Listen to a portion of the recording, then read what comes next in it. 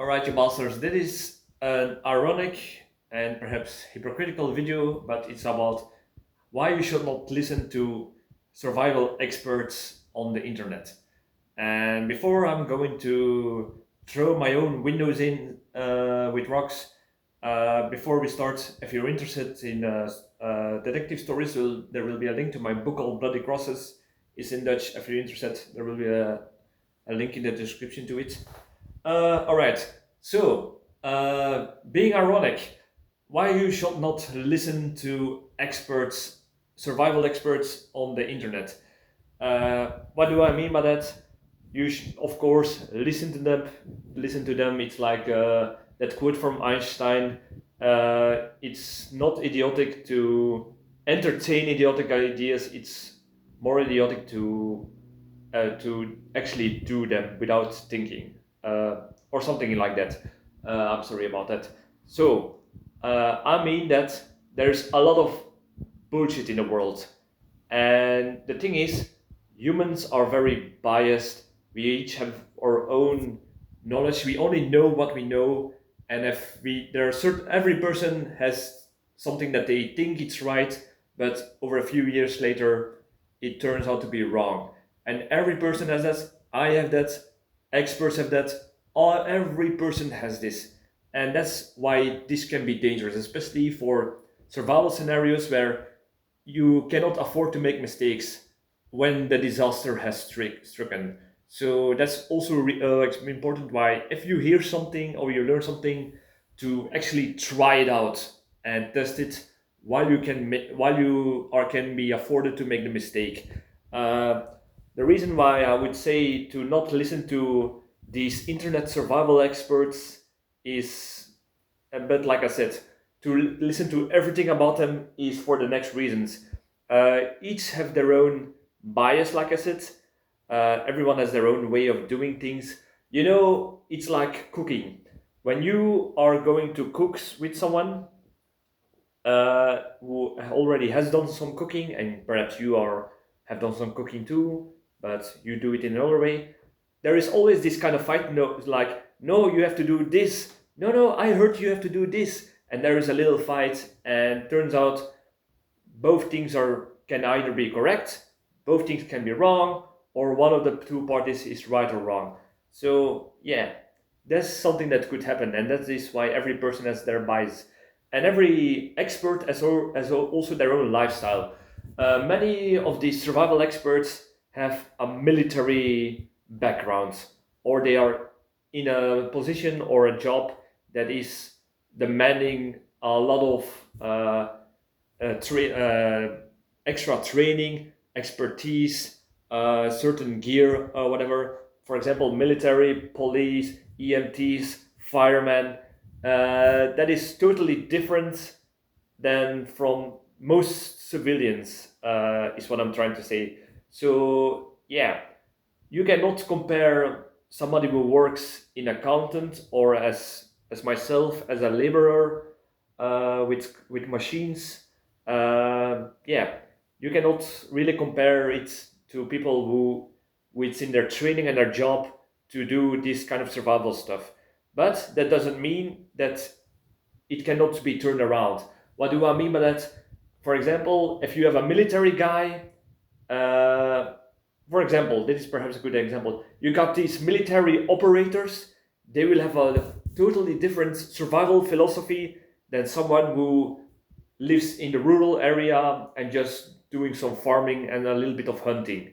And it is something that happened to me when I went on a TV show for a survival TV show, and we got trained by some airborne trooper who went on retirement.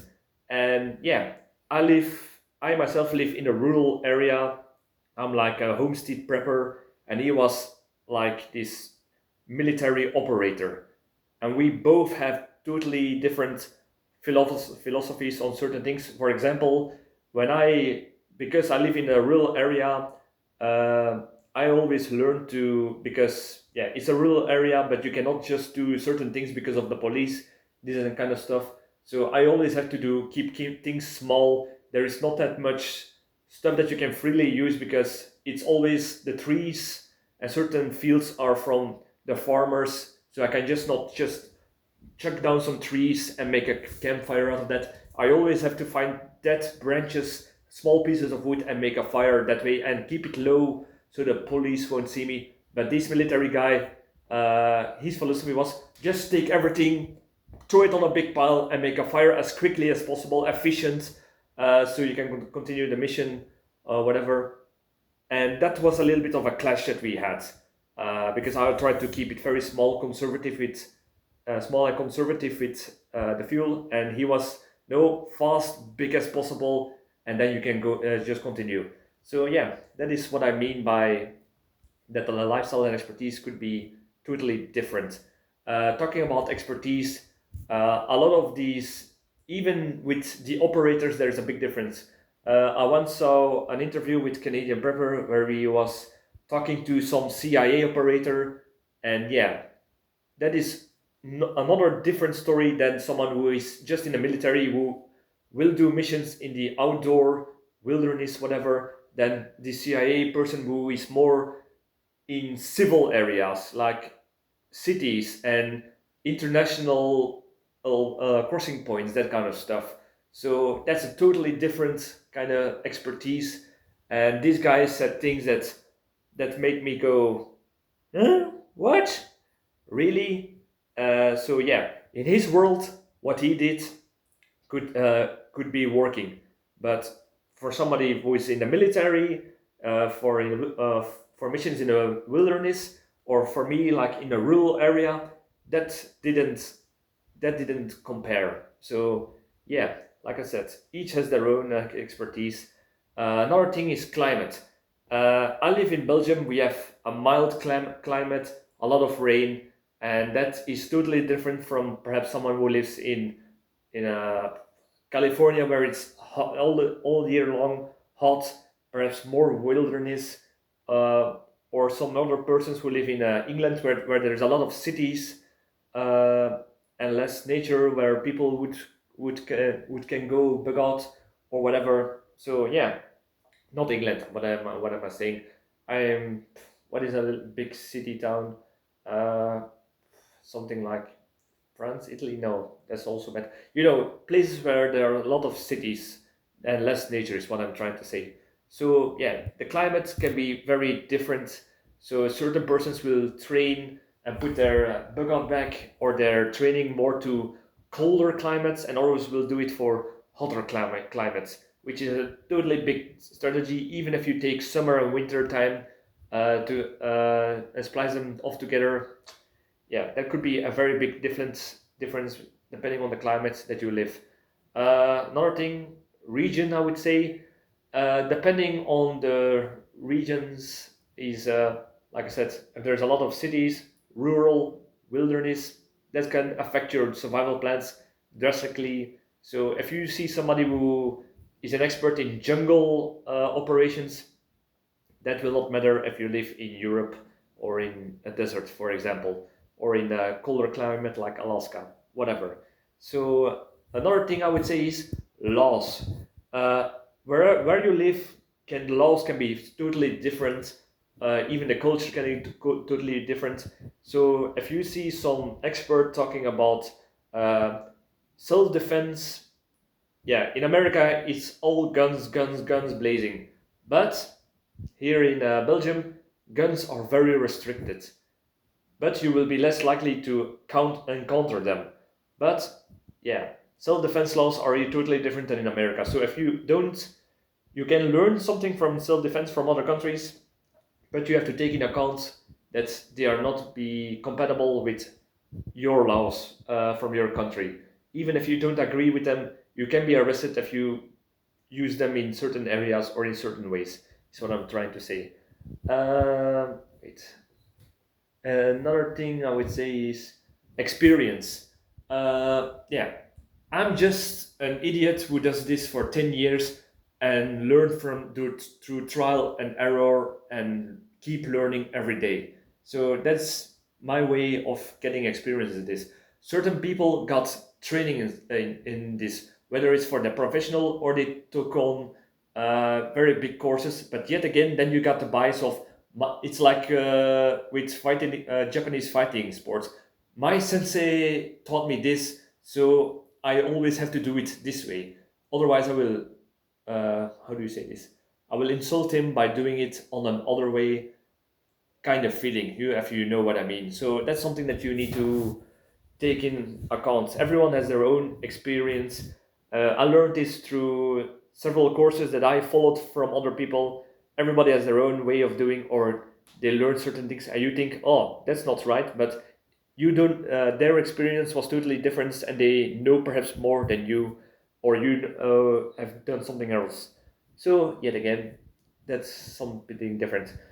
Another thing I would say is don't listen to TikTok experts, is what I'm trying to say. And I'm not talking about these TikToks about like people who are really good at survival. Like I'm not talking about Canadian prepper and that kind of stuff.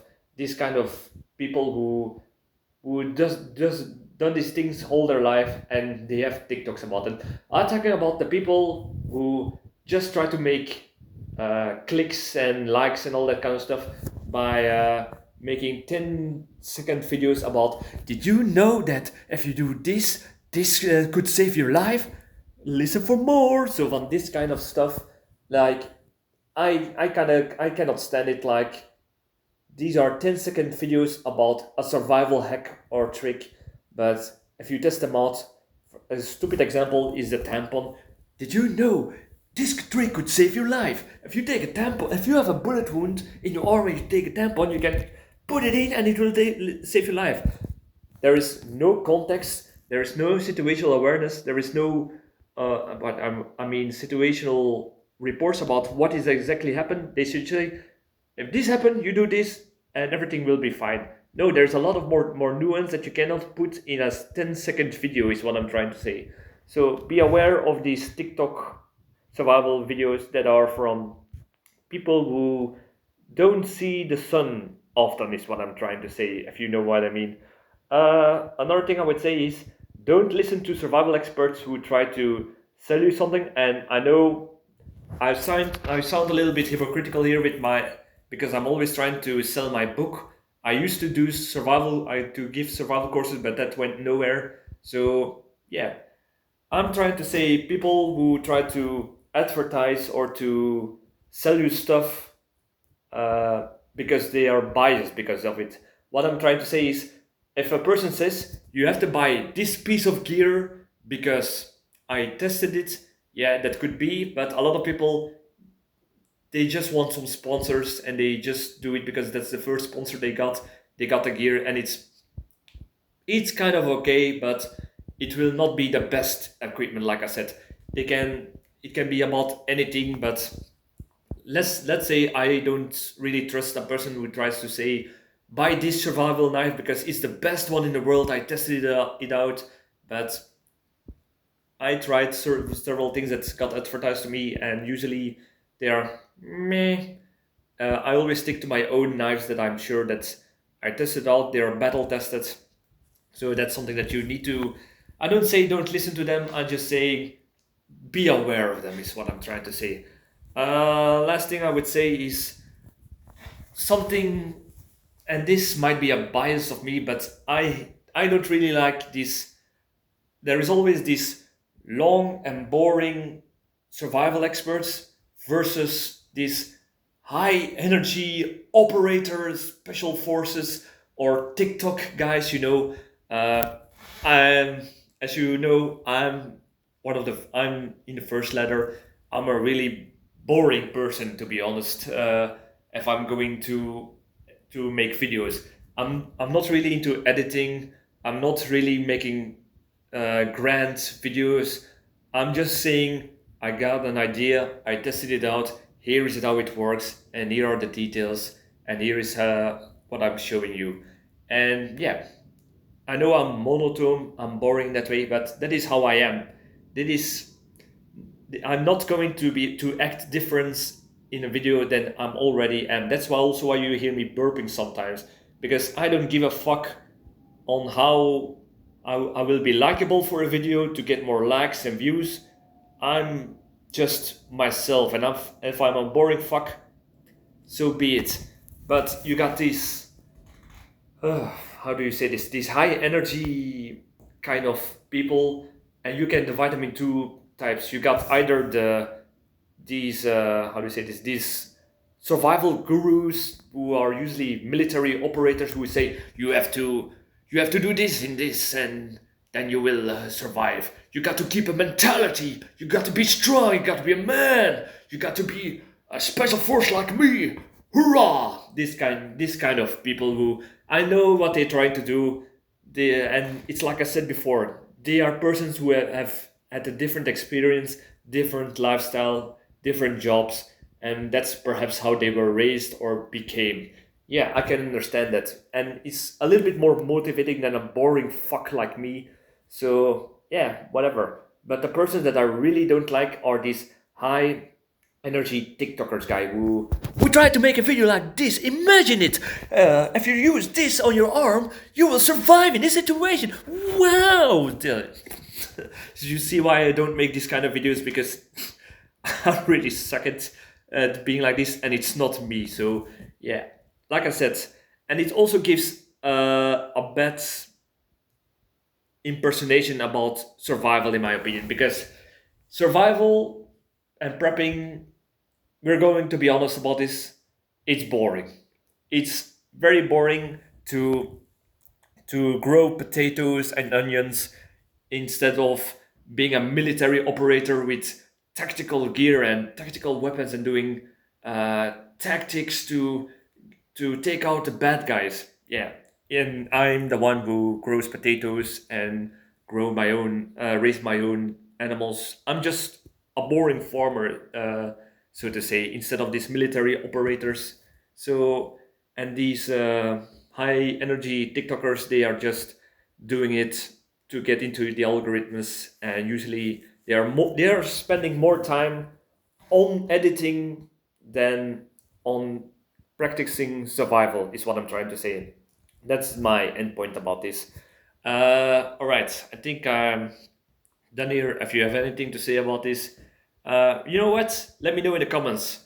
Do you prefer a boring but